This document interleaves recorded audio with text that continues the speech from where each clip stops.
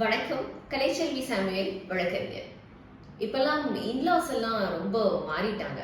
கரெக்டா? முன்னெல்லாம் பையனுக்கு கல்யாணம்னா ஒரு வீட்டுல கை நினைக்கணும்னா அங்க அந்த பையனுடைய அம்மா மாமியார் அதான் இருக்கிறதுலே உயர் பதவியில அவங்க ரேஸ் பண்ற முதல் கேள்வி என்னன்னா, உங்க பொண்ணுக்கு எவ்வளவு சவரன் போடுவீங்க, அவ்வளவு ஏன் இவ்வளவு பவுன் போட்டு இவ்வளவு சீர் செஞ்சாதான் உங்க வீட்டுல பொண்ணு எடுப்போம்னு கட் அண்ட் ரைட்டா சொன்ன காலகட்டத்தை எல்லாம் தாண்டிதான் வந்திருக்கோம். பட் இன்னைக்கு இன்லாஸ் எல்லாம் ரொம்ப மாறிட்டாங்க.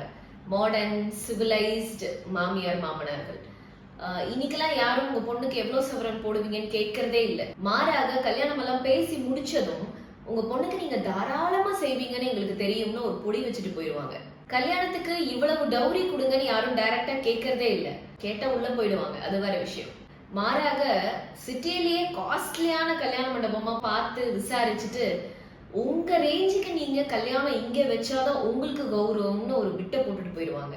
இத்தனையும் கேட்கறது எங்கேயோ கிராமத்துல இருக்கிற ஒன்னும் தெரியாத கண்டாங்கி சேலை கட்டின மாமியார்கள் கிடையாது. நல்லா படிச்ச பசங்களை ஃபாரின்ல செட்டில் பண்ண 24/7 சல்வார் குர்த்தீஸ்ல வலம் வரும் மாடர்ன் மாமியார்கள் தான். இன்னும் சில வீடுகளை உனக்கெல்லாம் மாமியாரா நடந்துக்கவே தெரியலன்னு மாமியார் ரோலையும் சேர்த்து தானே பொறுப்பெடுத்துக் கொள்ளும் நாத்தனார்கள். எல்லாம் டபுள் டிகிரி தான். ஆபீஸ் பொது இடம்னு பார்த்தா ஃபெமினிசம் பேசுவாங்க, வீட்டுக்குள்ள வந்துட்டா அராஜகம். அந்த வீட்டுக்கு கல்யாணம் ஆகி வரப்போற பொண்ணும் நம்மள மாதிரி தான் அப்படின்ற எண்ணம் கொஞ்சம் கூட இருக்காது. மாமியாருக்கும் நாத்தனாருக்கும் நடுவுல சிக்கி தவிக்கும் மாமனார்.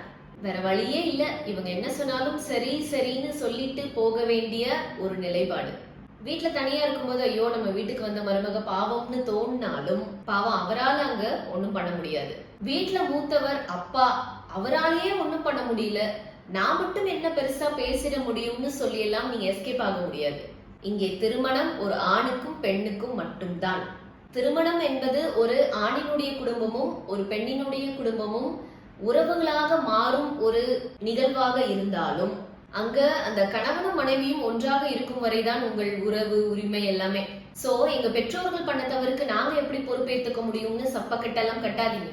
உங்க கல்யாணத்துல என்ன நடக்குதுன்னு நீங்க காஷியஸா இருக்கணும்.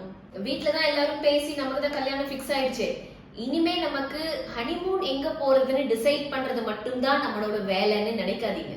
இன்னைக்கு நிறைய கப்பிள்ஸ் திருமணத்துக்கு எவ்வளவு செலவாகுதுன்ற கவலையே இல்லாம இன்னும் சிலர் எவ்வளவு செலவானா நமக்கு என்ன அப்படின்ற எண்ணத்துல இருக்காங்க. நீங்க இன்னைக்கு அலட்சியமா நினைக்கிற இந்த விஷயங்கள் தான் நாளைக்கு பூதாகரமான பிரச்சனையா வந்து நிற்கும். நம்ம பொதுவா எல்லாரையும் இந்த லிஸ்ட்ல சேர்த்துட முடியாது. திருமண செலவுகளை ஈக்குவலா ஷேர் பண்ணிக்கிறவங்களும் உண்டு. சேம் டைம் எந்த எதிர்பார்ப்புகளும் இல்லாம கணவன் மனைவி உறவை மட்டும் முன்னிலைப்படுத்தும் திருமணங்களும் உண்டு. இதுல பியூட்டி என்னன்னா, இன்றைக்கு அரேஞ்ச்டு மேரேஜ் லவ் மேரேஜ்ன்ற பாகுபாடே பெருசா இல்ல. எஸ்பெஷலி சிட்டில நிறைய பெற்றோர்கள் இன்றைக்கு காதல் திருமணங்களை ஆதரித்தாலும் திருமணம் சார்ந்த விஷயங்கள்ல அதிகப்படியான ஆதிக்கம் செலுத்துகிறார்கள் என்பதுதான் உண்மை. சோ யாரை திருமணம் செய்வதுன்னு தேர்வு செய்வதோடு என் வேலை முடிஞ்சிருச்சுன்னு இருக்காம தயவு செய்து எந்த திருமணமாக இருந்தாலும் உங்கள் திருமணம் சார்ந்த முடிவுகளை நீங்க எடுங்க. நன்றி.